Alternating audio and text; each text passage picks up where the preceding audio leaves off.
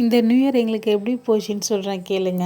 Night கரெக்டாக மணி 11:59 இருக்கும். Power of ஆகிடுச்சு. சரின்னு பார்த்தா 4 மணி இருக்கும், செம்ம மழை ஸ்டார்ட் ஆகிடுச்சு.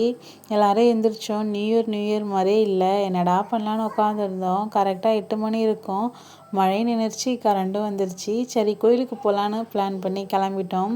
இன்றைக்கி நாங்கள் வந்திருக்க கோயில் எங்கே இருக்குதுன்னு பார்த்தீங்கன்னா, திருப்போரூர் உள்ள முருகன் கோயிலுக்கு தான் நாங்கள் வந்திருக்கோம்.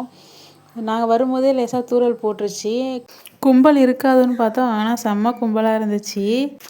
அப்புறம் விளக்கு வாங்கி ஏற்றிட்டு உள்ளே சாமி கும்பலான்னு போனால் செம்ம கூட்டம். நம்ம லைனில் நின்னா சாமிலாம் பார்க்க முடியாதுன்ட்டு அதுக்கு முன்னாடியே சாமிக்கு நேராக ஒரு ஸ்டேஜ் மாதிரி போட்டு சாமி கொஞ்சம் தூரத்துலேருந்து காமிச்சிருந்தாங்க. நாங்கள் அந்த லைனில் போய் டக்குன்னு சாமி பார்த்துட்டு வந்துட்டோம். பார்த்தா இங்கே எல்லாம் ஃபோட்டோலாம் எடுத்துகிட்டு இருந்தாங்க. ஏன்னா இங்கே தான் எல்லாம் ஃபோட்டோ எடுப்பாங்க. அந்த வேல் தெரியணுன்றதுக்காக எல்லோரும் இங்கே தான் ஃபோட்டோ எடுப்பாங்க.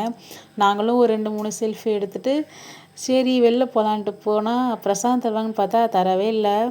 நாங்கள் தமிழ் நியூ இயருக்கு இங்கே தான் வந்திருந்தோம். அப்போ நிறைய பிரசாதம்லாம் கொடுத்தாங்க. அது மாதிரி இப்பயும் தருவாங்கன்னு நினச்சி எக்ஸ்பெக்ட் பண்ணி வந்தோம்.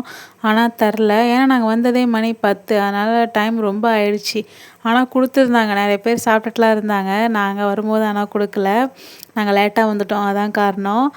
சரி வீட்டுக்கு போய் சாப்பிட்டுடலான்ட்டு நாங்களும் கிளம்பிட்டோம். இந்த நியூ இயர் எங்களுக்கு இப்படி தான் போச்சு. உங்களுக்கு எப்படி போச்சுன்னு கமெண்ட் பண்ணுங்கள். தேங்க்யூ.